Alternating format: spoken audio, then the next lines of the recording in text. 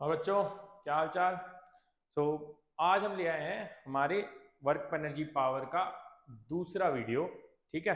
Last video में हमने सिर्फ कहानी सीखी वर्क डन के बारे में कि यार फिजिक्स के हिसाब से वर्क जो है, हम जो पढ़ाई लिखाई ब्रश नहाना धोना ये सब वर्क डन नहीं होता है फिजिक्स के लिए।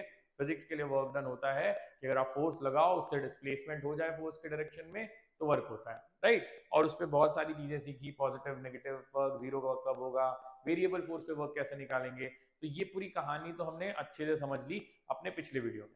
आज वाले वीडियो में हम एक सेकंड चीज सीखेंगे विच इज एनर्जी, राइट। और हम दो मेजर टाइप की एनर्जी सीखेंगे जो आप पहले से सीखते आ रहे हो, ऐसा नहीं आपको नहीं पता है, आप ऑलरेडी उनके बारे में जानते हो, विच is kinetic energy and potential energy. और एक थियरम सीखेंगे जो थियरम आपको 12 तक साथ देगा और आपकी हमेशा हेल्प करेगा जब एनर्जी और वर्क के बारे में क्वेश्चन आएगा। ठीक है। तो ये थियरम जो है बहुत ज़्यादा कॉम्प्लिकेटेड भी नहीं है, बहुत ज़्यादा आप बोल सकते हो कि डेरिवेशन भी इसका डिफिकल्ट नहीं है, लेकिन आपको यूज बहुत आएगा। ठीक है। और दो मेजर चीजें आज सीखेंगे हम, which is basically in the overview. एक बार हम ओवरव्यू देख लेते हैं कि ओवरव्यू में आज हमारे पास में क्या क्या है एजेंडा में। ठीक है। तो हमारे पास क्या क्या है बच्चों, conservative and non conservative forces, ये नई चीज है आपके लिए। ठीक है। और लेटेस्ट पेपर्स अगर आप देखेंगे तो इस पे क्वेश्चंस बहुत बार बनते हैं और बहुत सुंदर सुंदर क्वेश्चंस बनते हैं। ठीक है। तो कंजर्वेटिव नॉन कंजर्वेटिव फोर्सेस कैसे होते हैं, क्या होते हैं, और उसको हम टेस्ट कैसे कर सकते हैं, ये पहले पार्ट में हमारे वीडियो में होगा। ठीक है। मैं उसके नीचे, वीडियो के नीचे ये टैग्स डाल दूंगा कि आपको अगर स्पेसिफिक चीजों पे जाना हो तो आप इजीली वहां तक पहुंच जाए। ठीक है। Conservative forces, kinetic energy, work energy theorem, ये काइनेटिक और पोटेंशियल तो आप जानते ही हो क्या होता है, लेकिन एक भी फिर से एक बार हम इसको डेप्थ में समझेंगे कि यार काइनेटिक पोटेंशियल का मतलब क्या होता है, हम इसको यूज कैसे करते हैं। ठीक है। वर्क एनर्जी थियरम जो मैं बता रहा था आपको कि भाई ऐसा थियरम है कि आपको बहुत हेल्प करेगा 12th स्टैंडर्ड तक वर्क एनर्जी के क्वेश्चंस में, जहां भी वर्क निकालना हो, एनर्जी निकालना हो, वो ये आपकी हेल्प जरूर करेगा। ठीक है। पोटेंशियल एनर्जी के दो टाइप जो आप बहुत दिन से पढ़ते आ रहे हैं, 9th स्टैंडर्ड में आई थिंक आपने लास्ट टाइम पढ़ा था सीबीएसई में, gravitational potential energy and spring potential energy, right. इन दोनों को भी स्टडी करेंगे और इनके क्वेश्चंस हम देखेंगे आज। तो ये हमारा आज का प्लान है, हम इतनी सारी चीजें कवर करेंगे, तो हम जल्दी जल्दी चलते हैं और अपने इंडिविजुअल पार्ट को करते हैं। किसको किसको रोलर कोस्टर पसंद है, जिसको जिसको नहीं पसंद है उसको भी रोलर कोस्टर देखना तो पसंद है। ठीक है। तो this is basically the roller coaster physics. अगर आप रोलर कोस्टर को देखो तो रोलर कोस्टर की वर्किंग जो है, ठीक है, आपका जो रोलर कोस्टर है वो स्टेशन से निकलता है, राइट। स्टेशन से पहले इसको इतनी हाइट तक पहुंचाना होता है। ठीक है। इतनी हाइट तक पहुंचाने के लिए यहां से आपके पास एक इंजन होता है, वो इंजन इसको एनर्जी देता है ताकि ये इस हाइट तक पहुंच जाए, राइट। जब ये इस हाइट पे पहुंच जाता है तो इसके पास आ जाती है पोटेंशियल एनर्जी। अभी बेसिक बेसिक लूज टर्म्स में सिखा रहा हूँ, डिटेल में भी सिखाऊंगा। पोटेंशियल एनर्जी जो है, इसके बाद जब ये यहां से गिरता है तो अपनी पोटेंशियल एनर्जी की वजह से ग्रेविटी जो है इसको नीचे खींचेगी, ग्रेविटेशन की वजह से ये फ्री फॉल करेगा और अपनी पोटेंशियल एनर्जी से वेलोसिटी क्रिएट करेगा। ठीक है। वेलोसिटी क्रिएट करेगा, और जहां जहां पे आप देख रहे हैं कि वेलोसिटी क्रिएट कर रहा है, तो हमने देखा था कि भाई यहाँ पे जहां पे भी आपके पास में कर्व्स है, वहां पे सर्कुलर मोशन का लॉ लगता है, सेंट्रीपिटल फोर्स का लॉ लगता है, और वहां पे कांटेक्ट नहीं छूटना चाहिए, कांटेक्ट छूट जाएगा तो आपका रोलर कोस्टर नीचे आ जाएगा, right. So very important, studying physics is very important in everyday life, right. तो आप यहाँ से चल रहे हो, यहाँ आ रहे हो, अब यहाँ जो देख रहे हो यहाँ आपके सर्कुलर मोशन का काम हो रहा है, राइट। अगर आपके पास इनफ वेलोसिटी नहीं होगी तो ये पूरा सर्कल नहीं कंप्लीट कर पाएगा, ये नीचे गिर जाएगा, राइट। तो ये भी वर्टिकल सर्कल्स हम कैसे पढ़ते हैं वो भी हम वर्क पावर एनर्जी में सीखेंगे। तो हम यहाँ पे देख रहे हैं भाई centrifugal force, centrifugal force, centrifugal force, right, आपको फील होगी है। तो ये जो है ये क्रिएट करेगा, और इस पूरे प्रोसेस में आपको फ्रिक्शन लगता रहेगा। फ्रिक्शन जो है आपकी एनर्जी लॉस करता रहेगा।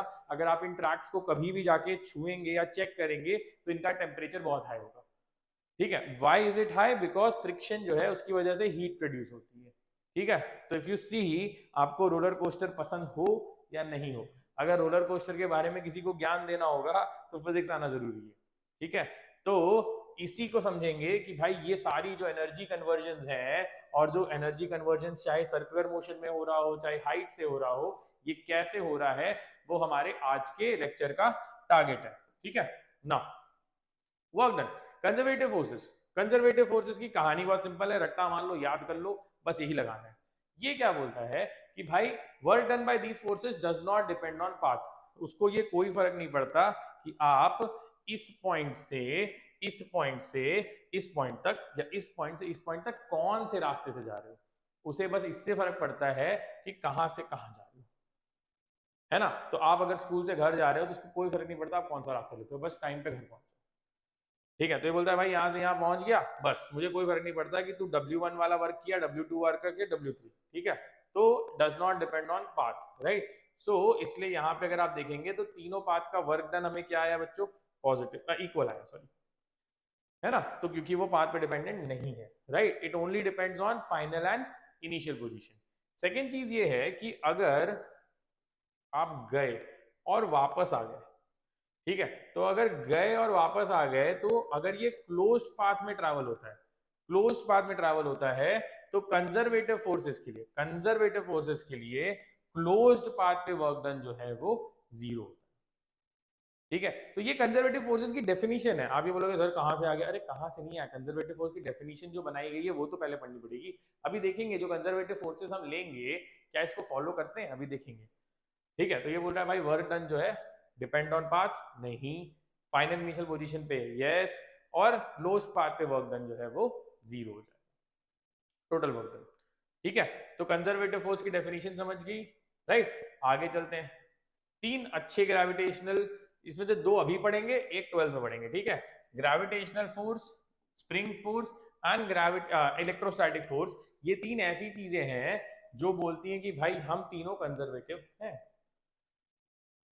ठीक है, अब देखते हैं सबसे अपना जो सबसे ज्यादा यूज होता है, क्या यूज है, ग्रेविटी यूज होती है। चलो देखो, ये यहां से ऊपर गया L लेंथ, ठीक है, इसका वेट समझो m है, इसका वेट जो है वो समझो m है। तो अगर ये इस पार्ट से ऊपर गया, ठीक है, उस पार्ट से ऊपर गया, तो यहां पे वर्क डन आ गया बच्चों mgl, राइट। अब देखो, अब ये जो है, सॉरी mgl नहीं लेना है, इसको हाइट लेना है, h, ठीक है। तो ये बोलता है भाई यहां से यहां गया तो इसका वर्क डन आ गया बच्चों पहले केस में mgh, राइट, गलत बोला ना, नेगेटिव। तो work done by gravity is negative mgh in this case, negative mgh आ गया work done in the first case. ठीक है, इसमें देखते हैं, इसमें बोलता है कि भाई मेरा ग्रेविटी का जो फोर्स है वो ऐसे लग रहा है ना, और ये एंगल थीटा है, ये एंगल थीटा है। अगर मैं यहां से परपेंडिकुलर बनाता हूं तो मुझे देखो, मुझे डिस्प्लेसमेंट जो है वो ऐसे हुआ है, इस पॉइंट से इस पॉइंट, राइट, लेकिन मुझे डिस्प्लेसमेंट कौन से डायरेक्शन में चाहिए होता है, मुझे डिस्प्लेसमेंट चाहिए होता है हमेशा फोर्स के डायरेक्शन में, या मुझे फोर्स चाहिए होता है डिस्प्लेसमेंट के डायरेक्शन में, राइट। तो कैसे निकालेंगे, कोई प्रॉब्लम नहीं है, इसको ज्वाइन कर देते हैं। ठीक है, ये L है, ये लेंथ कितना हो जाएगा, ये लेंथ हो जाएगा h, तो इस डायरेक्शन में कितना डिस्प्लेसमेंट हुआ है h। L sin थीटा भी ले सकते थे, लेकिन L sin थीटा को फिर क्या लिख देते h, बिकॉज ये हाइट जो है वो h ही है। तो इस केस में वर्क डन कितना हो गया, work done in the second case भी हो गया माइनस mg, लिख देता हूँ, दोनों लिख देता हूँ, L sin थीटा, लेकिन L sin थीटा की वैल्यू जो है वो है माइनस mg h। तो भाई इसको पाथ से फर्क नहीं पड़ा, इसका पाथ पलट दिया, इसको भी कोई फर्क नहीं पड़ा। अब ये बोल रहा है कि भाई मैं इसको ऐसे ले जाऊंगा, h1 h2 h3 h4 h5, है ना।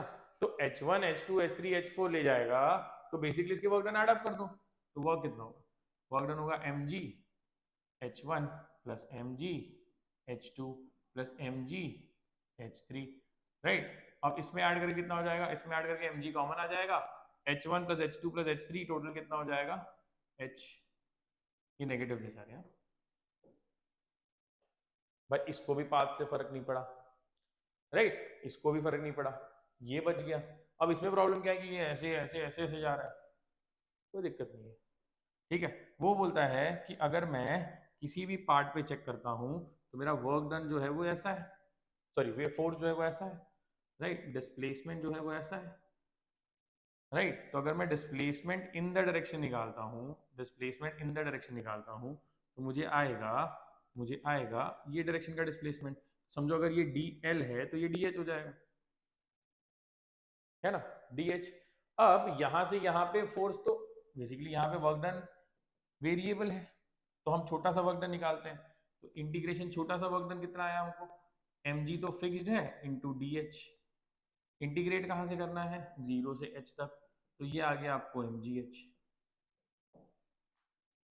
भाई यहाँ भी गया तो भी mgh, अगर एंगल पे ले गया तो भी mgh, छोटे छोटे लेवल पे ले गया तो भी mgh, घुमा फिरा के घुमाते कुदाते ले गया तो भी mgh। और हमने क्या बोला था, अगर work done is independent of the path then this force is conservative. ठीक है, बाकी दोनों भी देखेंगे। जैसे मैंने बोला सबको कभी ये प्रूव करते रहेंगे तो फिर सारा टाइम कंजर्वेटिव नॉन कंजर्वेटिव में ही चला जाएगा, सारे काम उसमें नहीं करना है। कंजर्वेटिव प्रूव हो गया राइट, तीनों में मैंने दिखा दिया भाई। चारों केस में हमारा जो वर्क डन आ रहा है माइनस mgh आ रहा है। वर्क डन माइनस mgh मतलब सिर्फ पाथ, सिर्फ पॉइंट पे डिपेंडेंट है कि भाई नीचे से ऊपर तक कैसे क्या पॉइंट है, उसका h है तो h पे डिपेंडेंट है। ये कोई फर्क नहीं पड़ता कि h तक कैसे जाएगा, कौन से पाथ से। ठीक है, कंजर्वेटिव फोर्सेस तो बहुत अच्छे हो गए।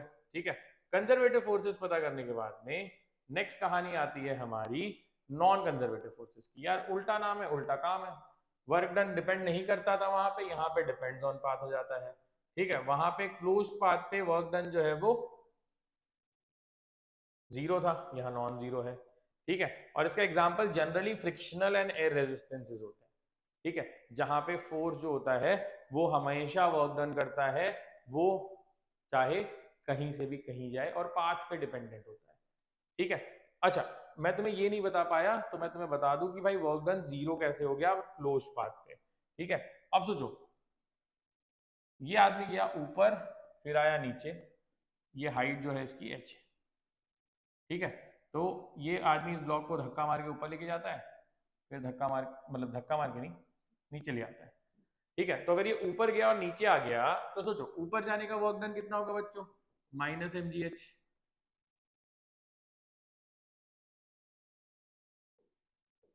नीचे आने का वर्क डन कितना होगा बच्चों, plus mgh। Total work done कितना होगा बच्चों, 0। राइट, तो इसलिए उसने बोला था कि कंजर्वेटिव फोर्सेस को अगर आप स्टार्टिंग पॉइंट और इनिशियल पॉइंट सेम कर देते हो, राइट, जहां से चालू किए थे, देखो ये डायरेक्शन में फोर्स नहीं है, ये डायरेक्शन की बात ही नहीं हो रही, बात ऊपर नीचे की हो रही है क्योंकि ग्रेविटी ऊपर नीचे लग रहा है ना। तो अगर अगर हम वर्टिकली देखते हैं तो वर्टिकली जो है वो इधर गया और इधर आ गया, तो वर्क डन कितना हो गया हमारा, 0 हो गया। ठीक है, तो work done by conservative forces in a closed path is 0। ठीक है, नॉन कंजर्वेटिव में यही चीज 0 नहीं होगी, frictional force and air resistance की वजह से। एक एग्जांपल देख लेते हैं कि ये कब कैसे 0 नहीं होगा। देखो नॉन कंजर्वेटिव फोर्सेस ले लेते हैं, जैसे ठीक है, समझो यहाँ पे फ्रिक्शन है म्यू इज इक्वल टू 0.2। ठीक है, 0.2 है और इसका वेट जो नीचे है W इज 100 न्यूटन। ठीक है, अब मैं क्या करता हूं, मैं यहां से फोर्स लगाता हूं 100 न्यूटन का। ठीक है, अब ये क्या बोलता है कि समझो मैं यहां से यहां तक गया। ठीक है, तो मुझे बताओ फ्रिक्शन का वर्क डन कितना होगा। तो मैंने बोला चलो ये डिस्टेंस अगर मैं 5 मीटर है मेरे पास में, तो फ्रिक्शन का वर्क डन, फ्रिक्शन कहाँ लग रहा है बच्चों, तो फ्रिक्शन लग रहा है हमेशा इसको स्टॉप करने के लिए पीछे की तरफ। तो यहां तक गया, यहां तक गया, तो फ्रिक्शन का work done in the first case is minus 0.2 100 is 20 into 5 minus 100। Right, अब अगर मैं इसी चीज को देखता हूं, समझो ये ब्लॉक यहां पे था, अब ये वापस अपनी जगह पे आना चाहता है, तो अगर ये कंजर्वेटिव फोर्स होती तो ये जाके अगर वापस आया तो 0 होना चाहिए। चलो देखते हैं, W2 फ्रिक्शन कहाँ लगेगा, फिर से ये तरफ जा रहा है तो इस तरफ लगेगा, हमारा डिस्प्लेसमेंट ये है, तो ये आ जाएगा -20 into 5 -100। अगर इनको ऐड करोगे बच्चों तो -200 आएगा, 0 नहीं आएगा। तो बेसिकली आप लूप में जब घूमोगे ना तो कंजर्वेटिव का 0 होना चाहिए, अभी हमने ग्रेविटी के लिए देखा, लेकिन फ्रिक्शन का 0 हो नहीं रहा, मतलब फ्रिक्शन क्या हो गया हमारा, नॉन कंजर्वेटिव फोर्स। ठीक है, कंजर्वेटिव फोर्सेस की पहली चीज कि पाथ डिपेंडेंट वो नहीं है, उनको पाथ से कोई फर्क नहीं पड़ता है। नॉन कंजर्वेटिव को फर्क पड़ता है। ठीक है। दूसरी चीज, अगर आप लूप में घूम रहे हो तो कंजर्वेटिव का वर्क डन 0, नॉन कंजर्वेटिव का वर्क डन नॉन 0। ठीक है, उसमें इनिशियल फाइनल पॉइंट पता करना मोर देन इनफ है।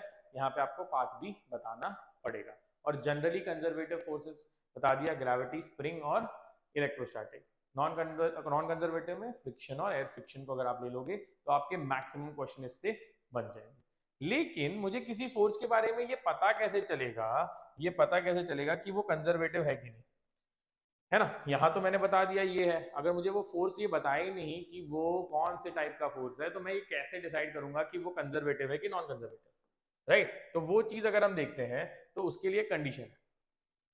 कंडीशन क्या है, वो बोलता है अगर आपको फोर्स दे दिया गया है, ठीक है, ये नंबर्स नहीं होंगे, ये इक्वेशंस होंगे, ठीक है, एक्स और वाई में, और ये पूछेगा कि भाई कंजर्वेटिव है कि नहीं, तो इसको बोलते हैं पार्शियल डिफरेंशिएशन। पार्शियल डिफरेंशिएशन वो होता है कि जब आप y के रिस्पेक्ट में डिफरेंशिएट करोगे तो x z जो भी एक्स्ट्रा चीजें होंगी वो कांस्टेंट हो जाएंगी, और जब x के रिस्पेक्ट में करोगे तो y z जो भी एक्स्ट्रा चीजें हैं वो कांस्टेंट हो जाएंगी। ठीक है, हम जनरली दो वेरिएबल कर रहे हैं बिकॉज जनरली दो वेरिएबल के लिए ही आता है। अगर ये इक्वल हो गए तो कंजर्वेटिव है, अगर ये नॉन इक्वल हो गए तो ये नॉन कंजर्वेटिव। ठीक है, जैसे अगर हम इसको देखते हैं तो समझो हमारा फोर्स है, हमारा फोर्स है F is equal to Y I cap plus X J cap. ठीक है, तो फिर हम पूछते हैं भाई ये कंजर्वेटिव है क्या, चेक करते हैं।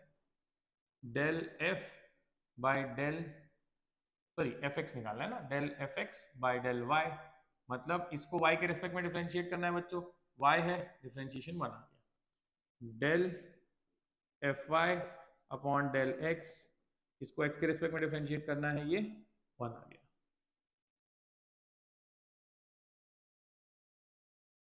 ठीक है, so del F X by del Y 1 आ गया, del F Y by del X 1 आ गया। अगर ये दोनों इक्वल है मतलब ये फोर्स जो है ये कंजर्वेटिव होगी। ठीक है, अगर उल्टा होता,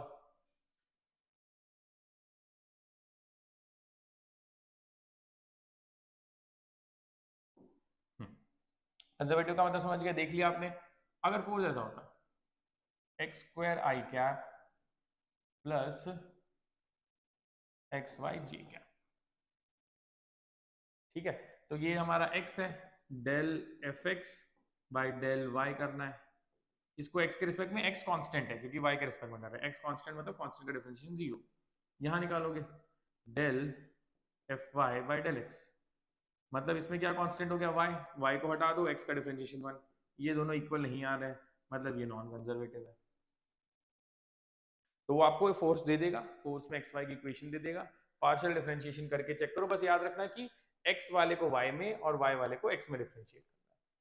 ठीक है, अगर इक्वल आया जैसे पहले वाले में आया था तो कंजर्वेटिव, अगर नहीं आया तो नॉन कंजर्वेटिव। ठीक है, ये हो गया, आगे चलते हैं। Kinetic energy, conservative non conservative को सीख लिया, अब आपको देखना है कि ये काइनेटिक और पोटेंशियल की कहानी क्या है। ठीक है, काइनेटिक एनर्जी आपको ऑलरेडी पता है कि भाई ये एनर्जी है due to the motion of a body. अगर किसी बॉडी के पास वेलोसिटी है तो उसके पास काइनेटिक एनर्जी होती है, ये आप 9th स्टैंडर्ड से पढ़ रहे हो, उसमें कोई नई चीज नहीं। ठीक है, और इसका फॉर्मूला भी आपको याद है, हाफ एम वी स्क्वायर। ठीक है, एक चीज जो नई चीज मैं बताना चाहता हूँ, ये आपके लिए नई हो सकती है, is basically frame of reference. Frame of reference पे काइनेटिक एनर्जी डिपेंड करती है। ठीक है, अगर हम एक एग्जांपल लेते हैं छोटा सा, यार फ्रेम ऑफ रेफरेंस से कैसे काइनेटिक एनर्जी डिपेंड करेगी, तो ये सोचो। ठीक है, अगर यहाँ एक आदमी बैठा हुआ है, यहाँ एक आदमी बैठा हुआ है, यहाँ से एक आदमी दिख रहा है, अगर ये बस v वेलोसिटी से चल रही है तो इस बंदे के लिए ये जो नंबर 1 है, इसके पास में half M V square velocity होगी, एम इसका मास है, लेकिन इस बंदे के लिए इसकी वेलोसिटी 0 है, तो इसके लिए काइनेटिक एनर्जी फॉर दिस आदमी 0, बट इसके लिए इसकी काइनेटिक एनर्जी जो है वो है, जो भी वैल्यू आ जाए। तो ऐसा क्यों हो रहा है, क्योंकि दोनों अलग अलग फ्रेम ऑफ रेफरेंस में, राइट। ये चलती हुई बस में बैठा है, दोनों साथ में बैठे हैं, तो ये रेस्ट है उसके लिए, तो इसकी वेलोसिटी 0 लग रही है, इसलिए काइनेटिक एनर्जी 0 लग रही है। ये ग्राउंड पे खड़ा है, इसको चलता हुआ दिख रहा है, मूव होता दिख रहा है, तो इसकी वेलोसिटी है, इसकी काइनेटिक एनर्जी नॉन 0 है। ठीक है, तो याद रखना कि काइनेटिक एनर्जी जो है वो रेफरेंस डिपेंडेंट एनर्जी है, रेफरेंस के हिसाब से बदल सकती है। ठीक है, अब से ये आदमी यहाँ नीचे जा रहा है तो इसके पास काइनेटिक एनर्जी है क्योंकि ये मूव कर रहा है, जब तक ये मूव करता रहेगा इसके पास काइनेटिक एनर्जी एग्जिस्ट करेगी। ठीक है ना। काइनेटिक एनर्जी समझ गया। काइनेटिक एनर्जी में ज्यादा चीजें इसलिए नहीं बताता हूँ बिकॉज बहुत सारी कॉम्प्लिकेटेड चीजें हैं नहीं काइनेटिक एनर्जी के लिए, ठीक है, बट यूज करेंगे हम जब तो सीखेंगे। सॉरी, ये देखो ये ब्लॉक है। थियरम समझने के पहले ये समझो अप्लाई कैसे करना। इस पे फोर्स लगी, फोर्स लगी, फोर्स लगने के बाद में इसने डिस्प्लेसमेंट किया। सॉरी, फोर्स लगने के बाद इसने डिस्प्लेसमेंट किया। डिस्प्लेसमेंट जब किया इसने, तो डिस्प्लेसमेंट जब हो रहा है तो वर्क डन तो कर रहा है फोर्स, लेकिन इसकी वर्क डन की वजह से क्या चेंज हो रहा है वो नोटिस करो। यहां पे इसकी वेलोसिटी 0 थी,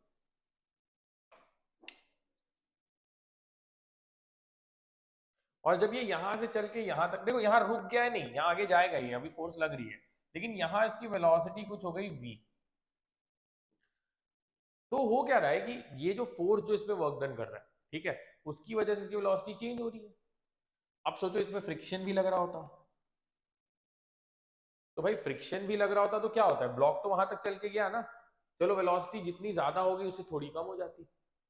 तो वर्क एनर्जी थ्योरम क्या बोलता है पता है, वो बोलता है भाई इस पे कितने भी फोर्सेस लगा दो, दुनिया भर के फोर्सेस लगा दो, सारे के वर्क डन अगर ऐड करके इसको चेक करोगे तो बस इसकी वेलोसिटी में चेंज आया होगा। क्या बोला मैंने, अगर टोटल वर्क डन इस पे निकालो तो उसकी वजह से इसकी वेलोसिटी चेंज हो रही है, मतलब क्या चेंज हो रहा है, काइनेटिक एनर्जी चेंज हो रही है ना। तो कितने भी फोर्सेस लगा दो, चलो इसमें नॉर्मल रिएक्शन भी देख लो, सॉरी ग्रेविटी भी देख लो, नॉर्मल रिएक्शन भी देख लो, सारे फोर्सेस के वर्क डन ऐड कर दो, लेकिन इन दी एंड हुआ क्या, इन दी एंड इसकी वेलोसिटी बदल गई। तो वर्क एनर्जी थ्योरम कहता है कि भाई sum of all the work done, all the work done में कंजर्वेटिव भी और नॉन कंजर्वेटिव भी आता है, ठीक है। Very important theorem, very very used theorem, कि भाई सारे थ्योरम्स को अगर आप चेक करते हो, अगर सारे फोर्सेस को देखते हो, चाहे वो कंजर्वेटिव हो चाहे वो नॉन कंजर्वेटिव हो, तो सारे का एडिशन जो है वो हो जाएगा इसका चेंज इन काइनेटिक एनर्जी, कितनी काइनेटिक एनर्जी इसकी इंक्रीज हुई या डिक्रीज हुई, ठीक है। अब अगर हम इसे अप्लाई करते हैं, अगर हम इसे अप्लाई करते हैं तो ऐसे होता है, देखो थियरम अप्लाई करना भी तो आना चाहिए। तो बोलता है भाई वर्क डन जो निकाला आपने, ठीक है, by all the forces, right, तो वर्क डन जो है,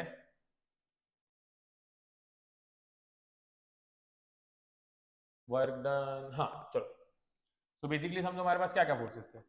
फोर्स में था हमारे पास, समझो फ्रिक्शन था, फोर्स था, ग्रेविटी था, ठीक है, और क्या था इसके साथ में बच्चों, नॉर्मल रिएक्शन था, और कुछ चाहिए, सब तो डाल दिया ऑलमोस्ट, चलो और चाहिए तो और डाल देना। टोटल फोर्स क्या होता है हमेशा, मास इनटू एक्सेलरेशन, है ना। अगर वर्क डन चाहिए तो इन पूरे को हम डिस्प्लेसमेंट dx से मल्टीप्लाई कर देते हैं, इसको भी dx से मल्टीप्लाई कर देते हैं, ये क्या हो जाएगा, sum of all the work done, work done सारे ऐड अप हो गए, ठीक है। यहां क्या आ जाएगा, ठीक है, देखो dx है, इंटीग्रेट तो करना पड़ेगा, यहां भी इंटीग्रेट करोगे तो ये आ जाएगा ma dx, हमें टोटल डिस्प्लेसमेंट के लिए चाहिए ना, ठीक है। ये बोलता है भाई लेकिन a जो है होता है m v dv by D x into D x, ठीक है, ये आप काइनेमेटिक्स में सीख चुके हो, dx dx का दिया। वेलोसिटी वेरी कर रही है, वेलोसिटी इनिशियल u होती है, फाइनल v होती है, ठीक है। अब यहां देखो क्या हुआ, तो समेशन ऑफ वर्क डन क्या आया, मुझे सारे वर्क डन का एडिशन कितना आया, इसका आ जाता है M V square by two, हम लोअर लिमिट u डालेंगे, फाइनल लिमिट v डालेंगे, तो कितना आ जाएगा बच्चों, M V square by two which is kinetic energy final, minus M U square by two which is kinetic energy initial, और हमेशा यहाँ से हमारे पास आ जाता है work done by forces is equal to delta K, very very important theorem, ठीक है। Simple work done derivation, simple work energy theorem, ठीक है। अब वर्क एनर्जी थियरम जो है, देखो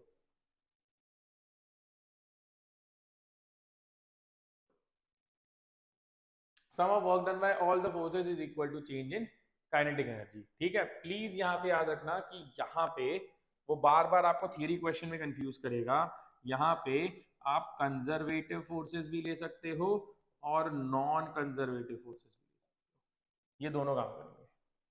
ठीक है, कंजर्वेटिव एंड नॉन कंजर्वेटिव दोनों फोर्सेस यहाँ पे वर्क करेंगे। ठीक है, एक क्वेश्चन देख लेते हैं कि इसको कैसे अप्लाई करेंगे। अब देखो, इसने बोला कि भाई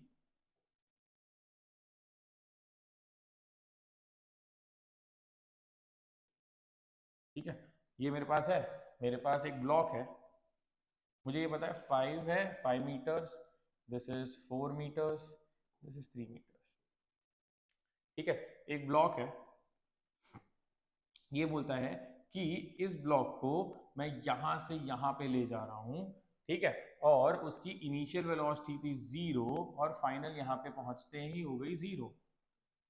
ठीक है, और ये फ्रिक्शन वाला सरफेस है, लेकिन उसने म्यू नहीं दिया। फ्रिक्शन वाला सरफेस है लेकिन म्यू नहीं दिया है। ठीक है, तो उसका सवाल क्या है? उसका पहला सवाल है कि वर्क डन बाय फोर्स बताओ। फोर्स इज, अच्छा इसका मास नहीं लिखा मैंने, 5 kg है। ठीक है, फोर्स जो है वो अगेन 100 न्यूटन है। ठीक है, 5 kg मास है, 100 न्यूटन का फोर्स है।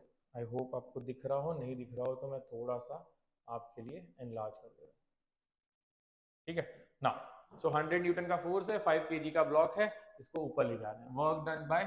वर्क डन बाय एफ निकालना है आपको। Second, work done by gravity निकालनी है आपको। Third, work done by friction निकालना है। अब ज्यादातर बच्चे पहले दो निकाल लेते हैं, फ्रिक्शन नहीं निकाल पाते बिकॉज फ्रिक्शन का डेटा नहीं दिया हुआ है। ठीक है, लेकिन यहाँ आपकी हेल्प करेगा वर्क एनर्जी थ्योरम। देखो कैसे, फोर्स का वर्क डन कैसे निकालेंगे भाई, 100 न्यूटन है, 5 मीटर ट्रैवल किया, पैरेलल फोर्सेस की वजह से 500 आ गया इसका, 500 आ गया इसका वर्क डन। ठीक है, ग्रेविटी क्या बोलता है भाई, ग्रेविटी बोलता है भाई मुझे इससे फर्क नहीं पड़ता, मेरी जो वैल्यू है वो नीचे की तरफ है, नीचे से ऊपर जा रहा है 3 मीटर, और मेरा नीचे फोर्स लग रहा है 50 Newton, so -50 into 3 gives you -150 joule. Clear? पर ये कहां से आएगा? चलो वर्क एनर्जी थ्योरम के पास चलते हैं। वर्क एनर्जी थ्योरम बोलता है भाई क्या क्या था, फोर्स, ग्रेविटी, फ्रिक्शन, लेकिन ये तो होना चाहिए था kinetic energy final minus kinetic energy initial. अब यहां सबसे अच्छी बात ये हुई कि भाई ये भी 0 है क्योंकि फाइनल 0 हो गई वेलोसिटी, ये भी 0 है क्योंकि इनिशियल 0 हो गई, है ना। फोर्स का वर्क डन आया हमें 500 जूल्स, ये आया हमें 500 जूल्स, ये आया हमें -150 जूल्स, और ये आ गया work done by friction which is 0। तो यहां से आपकी फ्रिक्शन की वैल्यू आ गई 500 माइनस 150 इज 350, नेगेटिव 350 जूल्स। बिना फोर्स फाइंड किए, बिना डिस्प्लेसमेंट के बारे में सोचे, आपको वर्क डन दे दिया वर्क एनर्जी थ्योरम। और यहां देखो, ये फोर्स के बारे में पता नहीं कंजर्वेटिव है कि नहीं, इस फोर्स के बारे में पता है कंजर्वेटिव है, इस फोर्स के बारे में पता है नॉन कंजर्वेटिव है, सब मिलके आंसर दे दे रहे हैं। ठीक है, तो वर्क एनर्जी थ्योरम भेदभाव नहीं करता। ठीक है, जहां पे कंजर्वेटिव हो, नॉन कंजर्वेटिव हो, कैसे भी फोर्सेस हो, आप वर्क एनर्जी थ्योरम लगा सकते हो। ठीक है, आगे चलें, चलो। पोटेंशियल एनर्जी, राइट, ये जो बो खींच रहा है, ठीक है, ये जो है, ये इस बो के इस पे वर्क कर रहा है, राइट। ये जो वर्क करता है, ये मोशन तो क्रिएट कर नहीं रहा, राइट। तो अगर वो मोशन क्रिएट नहीं हो रहा है तो वो एनर्जी कहाँ जा रही है, कहाँ जा रही है, पोटेंशियल एनर्जी बन रही है। Potential energy is not defined, ये क्यों लिखा हुआ है, क्योंकि पोटेंशियल एनर्जी जो है ना एज अ पॉइंट पे कभी डिफाइन नहीं होती। आप अर्थ को 0 पोटेंशियल लेते हो, इसलिए हाइट पे पोटेंशियल mgh हो जाता है, राइट। तो पोटेंशियल एनर्जी जो है एज अ पॉइंट नहीं डिफाइंड है, आप पॉइंट चेंज कर दोगे पोटेंशियल एनर्जी चेंज हो जाएगा। उन्होंने क्या किया सिंप्लीफिकेशन के लिए कि चेंज इन पोटेंशियल एनर्जी तो डिफाइंड है, कि भाई इस पॉइंट से इस पॉइंट गए तो पोटेंशियल एनर्जी का चेंज कितना है। ठीक है, अब ये बोलता है कि भाई पोटेंशियल एनर्जी का चेंज कैसे डिफाइन हुआ, तो उसने बोला यार तुम बोलते हो mgh, लेकिन mgh के लिए ये अर्थ है, अगर बॉल यहां तक पहुंचा तो ये h है, लेकिन उसके लिए आपको इसकी पोटेंशियल एनर्जी 0 माननी पड़ेगी, तब जाके आपकी, सॉरी, इसकी पोटेंशियल एनर्जी जो है वो आपको 0 माननी पड़ेगी, तब जाके यहाँ की पोटेंशियल एनर्जी mgh हो जाएगी। ये मानना पड़ेगा ना, अजम्पशन करना पड़ेगा, क्योंकि आपको पता तो इन दोनों के बीच का डिफरेंस है डेल्टा। डेल्टा यू डिफाइंड, ठीक है। तो वो बोलता है हाँ यहाँ पे हम जब तक जीरो नहीं मानेंगे तब तक वैल्यू नहीं आएगी, ठीक है। तो वो बोलता है तो क्या करें, तो बोलता है कुछ नहीं, आप डेल्टा यू याद रखो और याद रखो कि आप जीरो कहाँ डिफाइन करते हो। आपका जीरो चेंज होता रहेगा, अभी जब यूज करोगे वर्क डन में तो आप यहाँ पे ग्राउंड पे जीरो लोगे। जब आप ग्रेविटेशन वाले चैप्टर पे चलोगे जहां पे हम प्लैनेट्स में ट्रैवल करेंगे, वहां पे हम इन्फिनिटी बहुत दूर जाके पोटेंशियल एनर्जी को जीरो करेंगे, ठीक है। अभी इन्फिनिटी की टेंशन लेने की जरूरत नहीं है, अभी के लिए आपका पोटेंशियल जो है वो यहाँ एनर्जी जो है वो जीरो है, ठीक है। तो पोटेंशियल एनर्जी हम डिफाइन नहीं कर सकते, लेकिन difference in potential energy change पता कर सकते हैं। और ये वाला जो फॉर्मूला है इसको तो बेटा कहीं लिख के ना चिपका लो फिर से, जैसे मैं बोलता हूँ ना कि भाई हर जगह काम आएगा, जहां भी कंजर्वेटिव फोर्स दिखेगा ये काम करेगा आपका, ठीक है। यकीन नहीं हो रहा, देखो क्या बोला मैंने, मैंने बोला भाई delta U is equal to negative work done by conservative force, इसी की निकाल देते हैं। इसका एमजीएच बोलते हो ना, कैसे एमजीएच बोलते हो, देखो वर्क डन निकालना है, इस ब्लॉक का एम मास है तो वर्क डन कितना होगा, कंजर्वेटिव फोर्स है ना ग्रेविटी, वर्क डन कितना होगा एम जी एच, लेकिन नेगेटिव क्योंकि ऊपर जा रहा है, इसको यहां डालो। पोटेंशियल एनर्जी कितना आ जाएगा बच्चों आपको, नेगेटिव का negative positive M G H.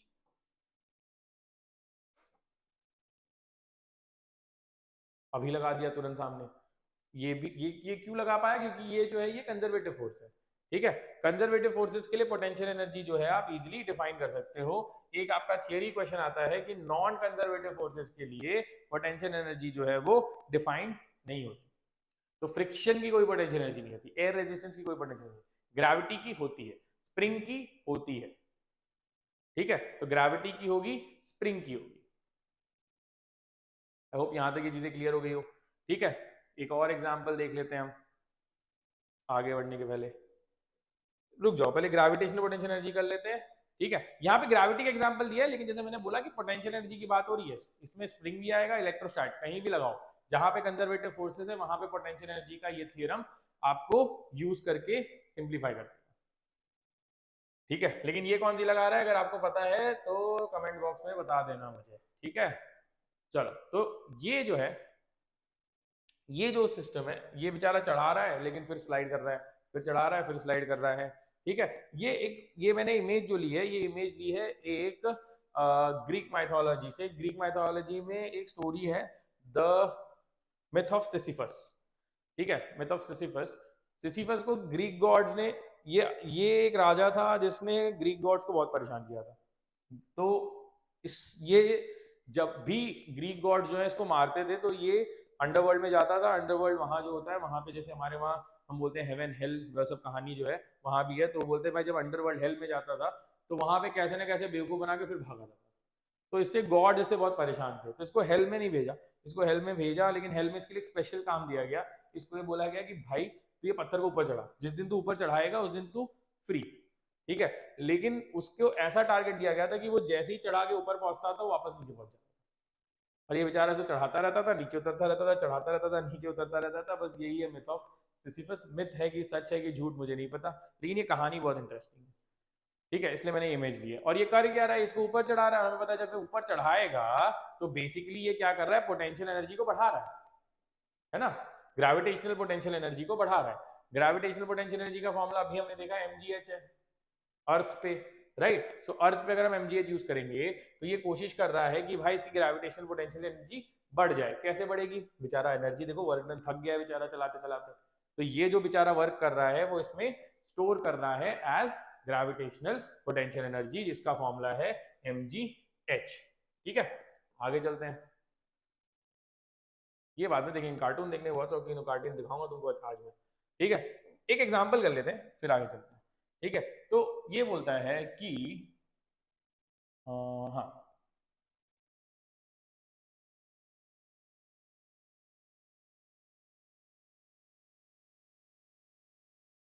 नहीं, रोलर कोस्टर पे नहीं लिखा, ठीक है। रोलर कोस्टर पे मान ही सकते हो, कोई दिक्कत नहीं है। इसका जो मास है, ठीक है, वो 10 kg है, 10 kg। और ऐसे नंबर इसलिए लेता हूँ ना आपको कि आप नंबर्स में ना फंसे रहो, कैलकुलेशन ईजी रहे आपके लिए, ठीक है। बड़े नंबर्स ले लूंगा फिर कैलकुलेशन में अटके रहोगे, कैलकुलेशन बाद में भी हो जाएंगे, पहले हम फोकस करेंगे मेथड पे। ये यहाँ से स्लाइड होता हुआ आता है, यहाँ से स्लाइड होते हुए यहाँ जो हाइट है ये 1 मीटर है और यहाँ जो हाइट है ये 0.5 मीटर। ठीक है, ये यहाँ पे आता है, यहाँ जो इसकी हाइट हो जाती है फिर हो जाती है, ठीक है, यहाँ पे आता है और यहाँ पे इसकी वेलोसिटी जो है, ठीक है, वो है 1 मीटर पर सेकेंड। ठीक है, अब 1 मीटर पर सेकेंड इसकी वेलोसिटी है, ये 1 मीटर से यहाँ 1 मीटर पर सेकेंड नहीं ले लो, इसकी वेलोसिटी ले लो आप 0.5 मीटर पर सेकेंड। ठीक है, 0.5 मीटर पर सेकेंड। सवाल ये है कि अगर ये रफ ट्रैक है, अगर ये पूरा ट्रैक रफ है, तो मुझे ये बताओ कि पहले फ्रिक्शन नहीं, पहले स्मूथ लेते, चलो स्मूथ ट्रैक है। ठीक है, तो ये बोलता है कि मुझे ये बताओ कि हमारा फाइनल जो है, ठीक है, potential energy in the first point, potential energy at the second point. ठीक है, तो potential energy at the first point अगर हम निकालते हैं तो हमें आ जाता है यहाँ पे mgh 10 kg, 10 into 10 100 into 1 is 100 Newton. यहां से यहां पे जो आ गया, ठीक है, ठीक, गड़बड़ कर देता हूँ यार क्वेश्चन में कभी कभी, सॉरी। ये पूछ रहा है कि ये स्मूथ है कि नहीं, ये पूछ रहा है कि स्मूथ है कि नहीं। ठीक है, पोटेंशियल एनर्जी वहां पता कर लिया, पोटेंशियल एनर्जी सेकंड पे अगर पता करेंगे तो यहाँ पे आ जा रहा है इसका पोटेंशियल एनर्जी, अगेन इसका ये 10 इंटू 10 100 इंटू 0.5 50 न्यूटन। तो 100 न्यूटन से घट के इसकी 50 न्यूटन हो गई, है ना। तो हमारा चेंज इन पोटेंशियल एनर्जी आया कि डेल्टा यू जो है that is basically 50 Newton. Kinetic energy का चेंज देखो, इनिशियल तो जीरो ही है, फाइनल कितनी हो गई है, हाफ इंटू 10 इंटू 0.25, ये हो गया 5, ये आ गया आपको 125, सो 1.25 जूल्स। भाई 50 जूल का चेंज आया पोटेंशियल में, काइनेटिक आया 1.25, तो बाकी एनर्जी कौन खा गया। भाई यहां से यहाँ जो 50 जूल हमने यूज किया वो 50 जूल तो है, लेकिन बाकी का 50 जूल कहाँ गया जो 100 जूल लेके घूम रहा था, है ना। ये 100 जूल से जो 50 जूल यूज हो गया, लेकिन बाकी 50 जूल में से तो इतना ही काइनेटिक एनर्जी बनी है यहाँ पे, है ना। तो वो बोल रहा है यार तभी हो सकता है ऐसा जब यहाँ पे बहुत सारा फ्रिक्शन हो और वो फ्रिक्शन उस वर्क को यूज करे। ठीक है, तो फ्रिक्शन ने उस वर्क को यूज कर लिया और हमारा ये जो काम है वो यहाँ पे स्टॉप हो गया।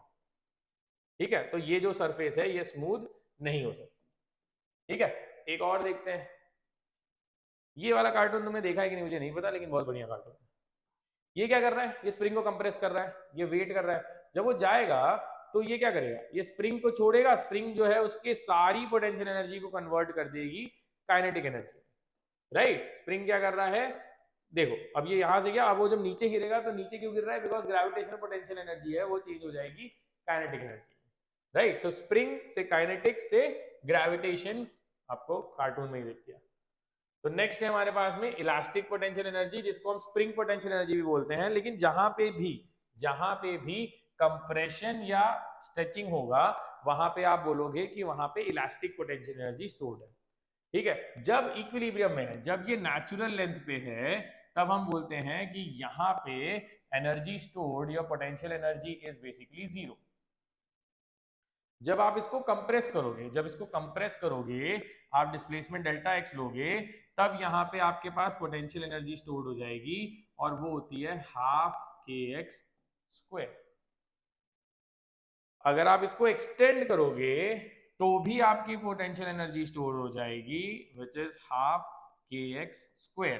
प्लीज रिमेंबर कि x जो है वो लेंथ नहीं होती है, x जो होती है वो नेचुरल लेंथ से कितना चेंज हुआ। अगर इसने लेंथ दी समझो 15 सेंटीमीटर, फाइनल लेंथ दी 20 सेंटीमीटर, बहुत सारे बच्चे 20 सेंटीमीटर डाल देते हैं। 15 से 20 गया ना, 15 से 20 गया तो 5 ही सेंटीमीटर का x है। ये x जो है एक्स जो है वो लेंथ नहीं है, चेंज इन लेंथ है।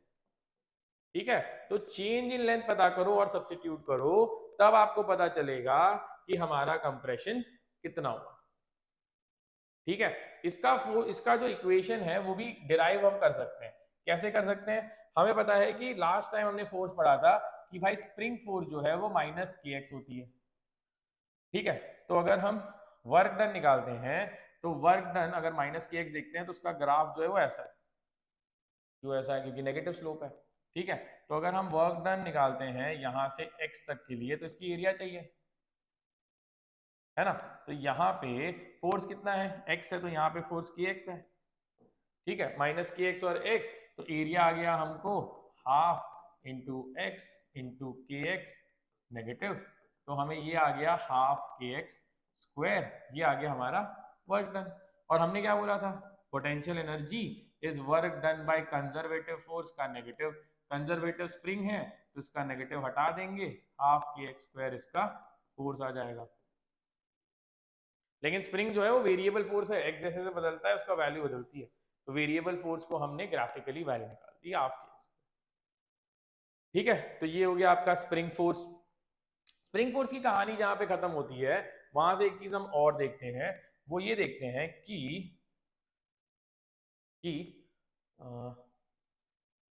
या स्प्रिंग फोर्स की कहानी जहां से खत्म होती है वहां पे हम एक चीज देखते हैं कि इसका एप्लीकेशन आप कहां से देखोगे। ठीक है, तो क्वेश्चन ऐसा आता है इसमें, देखो यहाँ पे इतनी मेहनत क्यों करेंगे यार, इजी क्वेश्चन लेंगे सिंपल समझने के लिए। यहाँ पे एक स्प्रिंग लगा हुआ है, ठीक है, यहां से गाड़ी आ रही है ना? तो ये बोलता है कि भाई यहां से गाड़ी आ रही है v इक्वल टू 10 मीटर पर सेकेंड पे, इसका जो k वैल्यू है वो है 100 न्यूटन पर मीटर, और ये गाड़ी जो है ये यहाँ आके इसको स्टॉप करने वाली है, तो अगर ये स्टॉप होके यहाँ तक आता है तो इसका कंप्रेशन बताओ कितना कंप्रेस हो गया। सिंपल है ना? इसकी जो काइनेटिक एनर्जी है वो सारी की सारी कौन लेने वाला है? ये। तो ये बोलता है भाई काइनेटिक एनर्जी जो मेरी है वो है half M V square minus zero. ये जो काइनेटिक एनर्जी है ये कौन लेने वाला है? स्प्रिंग। ठीक है, हाफ एम वी स्क्वायर कितना हो जाएगा बच्चों? Half into 10 square minus half into के 100 है, इंटू एक्स कितना है बच्चों पता करना है। कोई प्रॉब्लम नहीं, देखो हाफ हाफ कट गया, ये आ गया आपको 10 इंटू 100, सो ये आ गया 10 into 100 divide by 100 is equal to X square, 100 cut गया, एक्स आ गया √10।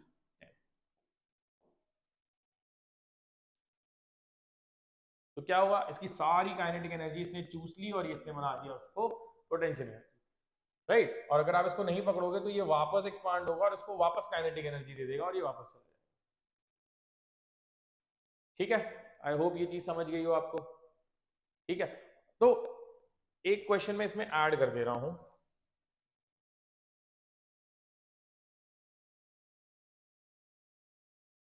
सवाल ये है कि अगर डेल्टा एक्स होता 2 मीटर्स, ठीक है, तो आपको पता करना है कि यहाँ पे फ्रिक्शन का वर्क डन कितना होगा इसी सवाल में। ये आपका चैलेंज क्वेश्चन है। सेम क्वेश्चन, के की वैल्यू सब कुछ सेम है, वेलोसिटी लॉसिटी सब सेम है, जाके वो रुक जाने वाला है, लेकिन रुकेगा कहाँ पे? 2 मीटर पे। तो अगर वो 2 मीटर पे रुकता है तो इसने पूछा कि फ्रिक्शन का वर्क डन कितना होगा। ठीक है, इसका आंसर निकालो, डालो कमेंट बॉक्स में, देखें किसको किसको आता है। ठीक है, तो हमने क्या सीख लिया आज? हमने सीख लिया कि भाई कंजर्वेटिव नॉन कंजर्वेटिव फोर्सेस क्या होते हैं, कैसे पता किया जाता है, क्या उनकी प्रॉपर्टीज होती हैं, काइनेटिक पोटेंशियल एनर्जी की कहानी क्या है, पोटेंशियल एनर्जी सिर्फ ग्रेविटी में नहीं होती है, स्प्रिंग में भी होती है, इलेक्ट्रोस्टैटिक्स में भी होती है, राइट? और पोटेंशियल एनर्जी का एक बहुत इंपॉर्टेंट चीज सीखा कि पोटेंशियल एनर्जी का जो वैल्यू है वो फिक्स नहीं होता है, वो चेंज से पता करते हैं, राइट? और वो चेंज कैसे मिलता है? Negative of the work done by conservative forces. ठीक है, तो ये कहानी आई होप आपको समझ आ गई हो। ठीक है, तब तक आप पढ़ते रहिए, कोई दिक्कत होगी तो कमेंट बॉक्स में बताइए, हम उस चीज को पिक करेंगे और अगले टॉपिक के साथ आएंगे अगले वीडियो में। Thank you.